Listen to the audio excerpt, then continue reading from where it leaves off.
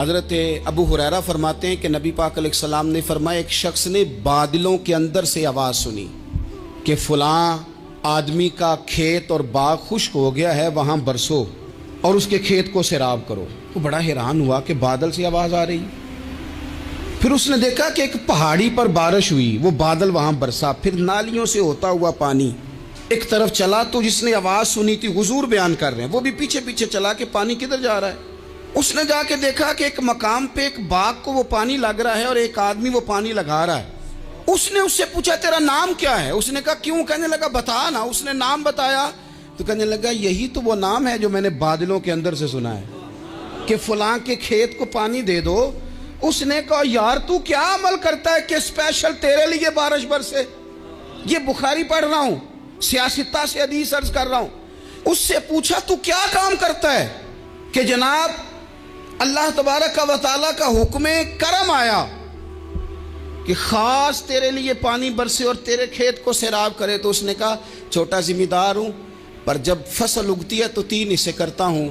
ایک حصہ اپنے بال بچوں پہ، بہن بھائیوں پہ خرچ کرتا ہوں، ایک حصہ پورا، اور ایک حصہ دوبارہ کاشتکاری پہ لگاتا ہوں، اور تیسرا حصہ خالص میں نے مسکینوں، یتیموں اور غریبوں کے لیے رکھا ہوا ہے۔ وہ جو تیسرا حصہ اللہ کرے آپ سمجھیں، وہ رب کے بندوں پہ تیسرا حصہ خرچ کرتا ہے نا، تو کریم مالک نے فرمایا جہاں سے غریب کا حصہ جاتا ہے وہ کھیت خشک نہیں رہنا چاہیے، وہ جہاں سے مسکین روٹی کھاتے ہیں وہ خشک نہ رہے، جہاں سے یتیموں کو کچھ آتا ہے کہیں اس کی فصل رہ نہ جائے۔ میں اور آپ بھی اگر اپنے مال میں مسکینوں، یتیموں، غریبوں کے حصے رکھ لیں گے تو فصلیں خشک نہیں رہیں گی، ان کے اندر تازگی آئے گی، نور آئے گا، کرم آئے گا، خاص کر خدا کی رحمت برسے گی۔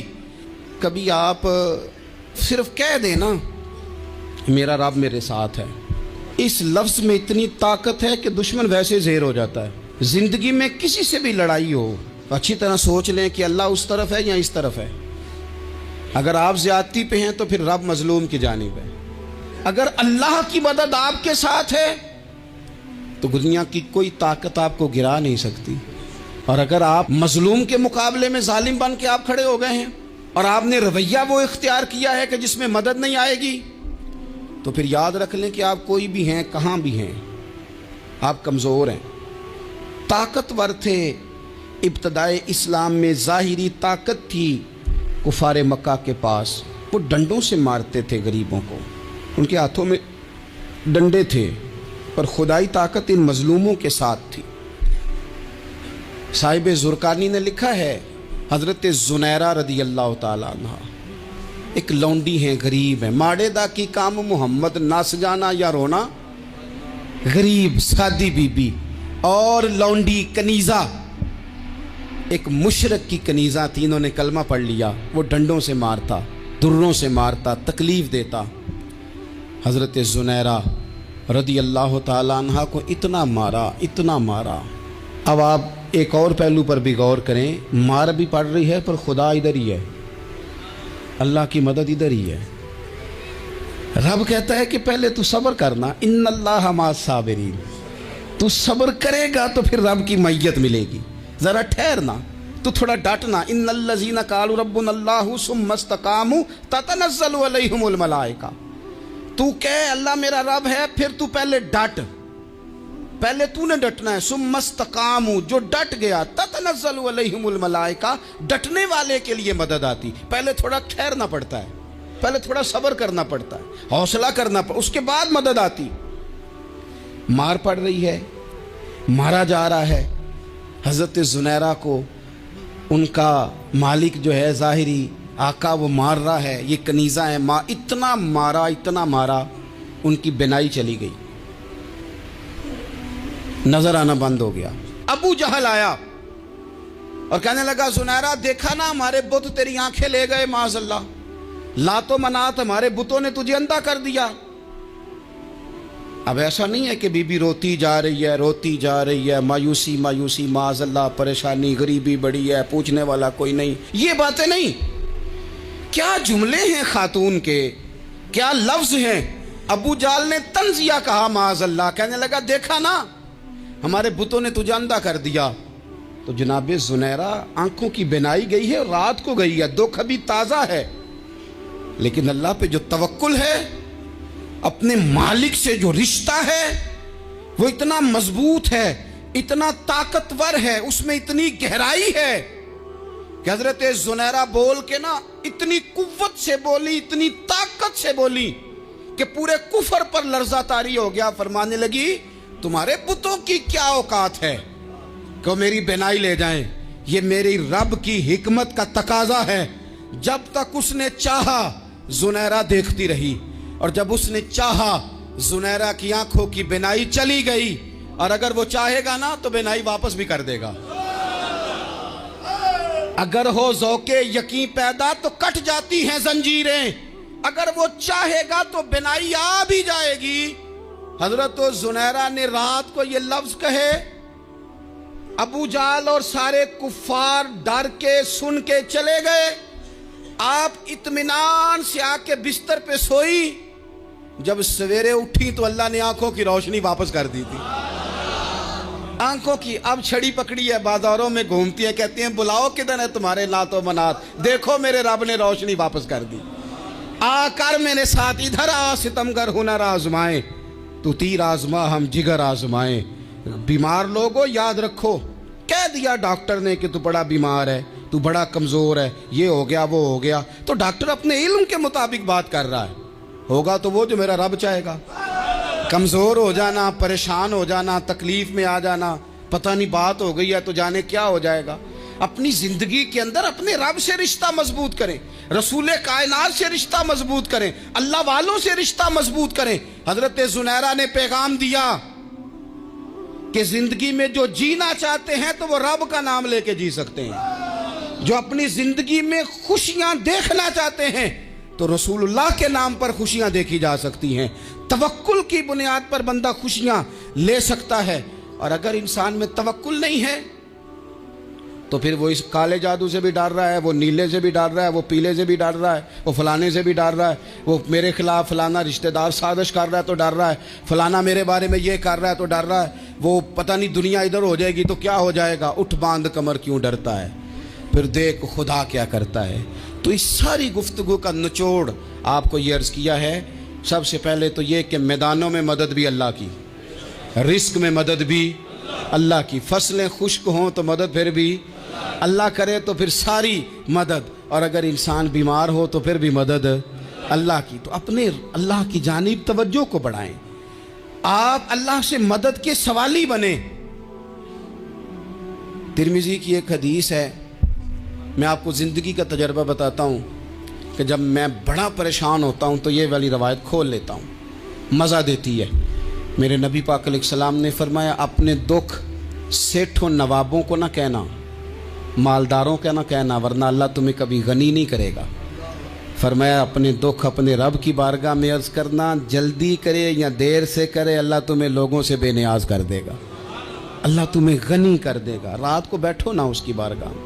اپنی زندگی کے اندر ہم جو کچھ بھی کر رہے ہیں، جس شعبے سے بھی ہمارا تعلق ہے، آج ہم نے اس بات پہ غور کرنا ہے کہ پہلے تو یہ غور کر لیں کہ جو کام ہم کر رہے ہیں کیا وہ کام ایسا ہے کہ اس میں اللہ کی مدد ہمیں ملے گی۔ اگر آپ کوئی معاذ اللہ ناجائز کام کر رہے ہیں، فعل حرام کا ارتکاب کر رہے ہیں، تو اس میں تو مدد الہی آئے گی نہیں۔ پہلے تو یہ دیکھیں جو کر رہے ہیں وہ کام مدد الہی والا ہے، اور اگر اللہ تعالیٰ کی مدد والا وہ کام ہے پھر اس پر غور کریں کہ کیا ہم نے مالک سے مدد کا سوال کیا ہے، ہمیں مدد میسر آ رہی ہے۔ وہ میں نے بزرگوں سے ایک بات سنی تھی، وہ بڑی یاد رہ گئی۔ وہ فرمایا کرتے تھے قابلیت بھی بڑی چیز ہے لیکن قبولیت سب سے بڑی چیز ہے۔ قابل ہونا بھی بڑی بات ہے لیکن زیادہ بڑی بات یہ ہے کہ اس کی بارگاہ میں قبول بھی ہے کہ نہیں۔ اپنی زندگی میں اللہ کی مدد کی طرف بڑھیں، مالک کی مدد کا حصول اختیار کرنے کی کوشش کریں، اللہ کے ساتھ اپنے آپ کو جوڑیں۔ اگر اللہ کی مدد نصیب ہو، یہ جو ہم جتنا ڈرتے رہتے ہیں، سہ میں رہتے ہیں، پریشان رہتے ہیں کوئی کیا کر دے گا، ہمارے ہاں نا ہر شعبے میں معاذ اللہ ایک مافیا ہے، الا ماشاء اللہ۔ وہ مافیا کہتا ہے میرے ساتھ ملو گے تو میں چلنے دوں گا ورنہ میں نہیں چلنے دوں گا، مارکیٹ میں آ ہی نہیں سکتا فلانا بندہ، چونکہ یہاں ہمارا قبضہ ہے، اور میرے بھائی پھر بہت سارے لوگ جن کی نیتیں اور ارادے بڑے اچھے ہوتے ہیں شروع میں، وہ بھی اس مافیا کا شکار ہو جاتے ہیں اور ان کے رنگ میں رنگ جاتے ہیں۔ یاد رکھنا، کسی شخص کی بلیک میلنگ کا کبھی شکار نہ ہونا، کبھی کسی کی میٹھی اور مسجع مکفہ باتوں کا شکار نہ ہونا۔ کوئی کیا کر سکتا ہے اگر اللہ مددگار ہو تو؟ جس کو رب کریم اٹھانا چاہے اسے کوئی گرا سکتا ہے؟ ہم یہ ڈرے ڈرے سہمے سہمے پریشان فیصلہ کرنے کی طاقت نہیں، مجھے چلنا چاہیے کہ نہیں، اٹھنا چاہیے کہ نہیں، کرنا چاہیے، اٹھ باندھ کمر کیوں ڈرتا ہے؟ پھر دیکھ خدا کیا کرتا ہے۔ حضرت عبداللہ ابن عباس فرماتے ہیں میرے نبی پاک علیہ السلام نے میری تربیت فرمائی، حضور نے میری تربیت فرمائی، اور محبوب پاک علیہ السلام نے فرمایا عبداللہ یاد رکھنا، یہ نوجوان دوست میری بات لکھ لیں، پریشان لوگ میری بات لکھ لیں، جن کے پاس قوت فیصلہ نہیں وہ اس بات کو لکھ لیں۔ حضرت عبداللہ ابن عباس فرماتے ہیں میرے نبی پاک علیہ السلام نے مجھ سے فرمایا تھا عبداللہ سن، اگر ساری دنیا مل کے تیرا کوئی نفع کرنا چاہے کر نہیں سکتی جب تک میرے رب کی رضا نہ ہو، اور فرمایا ساری دنیا مل کے تیرا کچھ بگاڑنا چاہے تو عبداللہ بگاڑ نہیں سکتی جب تک رب کریم کی حکمت کا تقاضا نہ ہو۔ لوگوں سے ڈرنا، لوگوں کی طرف دیکھنا، ماحول دیکھ کے اپنے راہ کا تعین کرنا، ہر بندے کے خیالات کے مطابق ڈھلنے کی کوشش کرنا، فلانا نہ ناراض ہو جائے، فلانا نہ ناراض ہو جائے، وہ جس نے ہونا ہو جائے، بس رب رسول ناراض نہ ہو۔ اپنی زندگی میں اپنے مالک کو مولا جان کے، بل اللہ مولاکم، اللہ تمہارا مولا ہے، وَهُوَ خَيْرُ النَّاصِرِينَ، وہ بہترین مددگار ہے۔ توجہ جب بھی کریں رب کی جانب کریں، اپنے دل کا قبلہ درست رکھیں، سوچوں کے زاویے سیدھے رکھیں۔ میرے بھائی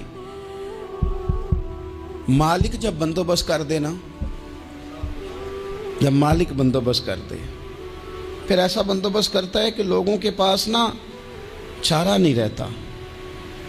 حضرت مریم رضی اللہ تعالی عنہا پاک باز تھیں، مسجد میں رہی تھیں، پر مالک کی حکمت کے تقاضے بڑے عجیب ہیں نا۔ پھر جناب مریم کو اللہ تعالیٰ نے بغیر شوہر کے اولاد عطا کر دی۔ یہ بات ہی ایسی تھی، وہ کسی نے کہا تھا کہ مخلوق تو فنکار ہے اس درجہ کے پل بھر میں سنگے در کعبہ سے بھی اصنام تراشے، تم کون ہو کیا چیز ہے داغ کبابی، لوگوں نے تو مریم پہ بھی الزام تراشے۔ تو لوگوں نے کہا کدھر سے لے آئی بچہ، تیرا باپ تو ایسا نہیں تھا، کہاں سے لے آئی؟ اللہ کرے میں آپ کو سمجھا سکوں، ذرا اپنے آپ کو وہاں کھڑا کریں کہ ایک پاک باز عورت، پاک باپ کی بیٹی، طیب ماں کی بیٹی، اور اللہ کے گھر میں پرورش پانے والی خاتون، ایک وہ وقت اور ایک یہ وقت کہ اس عورت کو کٹہرے میں کھڑا کر کے پوچھا جا رہا ہے کہ معاذ اللہ تیری گود میں بچہ جائز نہیں ہے، کہاں سے لائی ہے؟ اب خود سے صفائیاں بندہ کتنی کو دے، کتنی کو وضاحتیں کرے۔ اور میں نے تو اپنی زندگی میں دیکھا ہے زیادہ وضاحت دینے والے کو بھی لوگ جھوٹا سمجھنے لگ جاتے ہیں، زیادہ وضاحت دینے پر بھی لوگ کمزوری کا اظہار سمجھتے ہیں کہ کمزور پڑ گیا۔ آپ صلح کی کوشش کرتے ہیں، سامنے والا بزدل سمجھ لیتا ہے، زیادہ وضاحتیں بھی کمزور کر دیتی ہیں۔ اب حضرت مریم کو کٹہرے میں کھڑا کر کے کہا بچہ کس کا ہے؟ تو پھر خدا بندوبست جب کرے، اللہ جب مددگار ہو، تو پھر حضرت مریم کی گواہی درختوں سے نہیں دلوائی، اس نے پتوں سے نہیں دلوائی، پھر فرشتے نہیں بھیجے۔ حضرت مریم کہنے لگی مجھ سے نہ پوچھو، وہ جو پنگوڑے میں ہے اسی سے پوچھ لو، ان سے پوچھو نا، وہ کون ہے پوچھ لو، ان سے کر لو سوال۔ انہوں نے کہا پنگوڑے میں چند دنوں کا بچہ، یہ جواب دے گا؟ مددگار تھا رب، ان کی برات کا اعلان کرنا تھا مالک نے، اور جب مالک اعلان کر دے، جب مالک تیری صفائی دینا چاہے، جب مالک تجھے دنیا کے سامنے نکھارنا چاہے، تو پنگوڑے میں لیٹے حضرت عیسیٰ بول کے کہنے لگے انی عبداللہ آتانی الکتاب، فرمایا میں اللہ کا بندہ ہوں، رب نے مجھے کتاب عطا کر کے نبی بنا کے دنیا میں بھیجا ہے، میں اللہ کا بندہ ہوں، کتاب لے کے آیا ہوں، نبی بن کے آیا ہوں۔ پھر پنگوڑے سے اعلان ہو گیا، پھر بچہ بول پڑا۔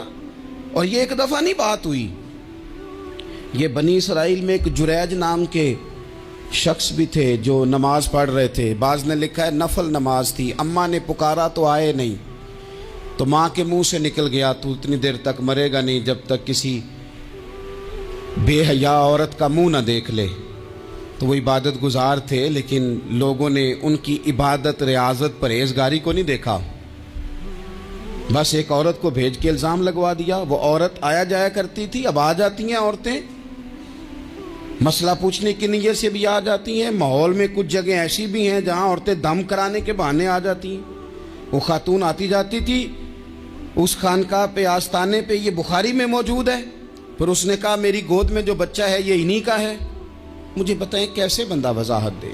حالات خراب ہو گئے, لوگ کٹیا جلانے لگے, ماحول اور طرح کا بن گیا. میرے نبی پاک علیہ الصلوۃ والسلام فرماتے ہیں پھر اس رب کے بندے نے کہا مالک تو کریم ہے, تیری مشیت کا تقاضا آیا جو میری ماں نے جملے بولے تھے, پر اب میں وضاحت دینے کے قابل نہیں رہا.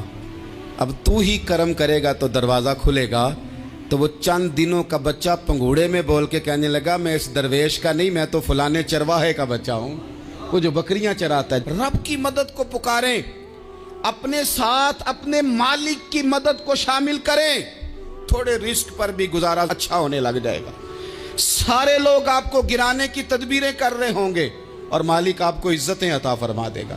اس کی بارگاہ سے حکمت کا تقاضا اور ہو جائے گا. ہم نے ساری زندگی لوگوں کو راضی کرنے میں گزار دی. ساری زندگی بڑھاپا آ گیا بچوں کو پالتے, اور بچوں نے آخری عمر میں کہہ دیا ابا اگر کوئی ڈھب کا کام کر لیتے تو آج ہمارے دن بھی پھر نہ جاتے.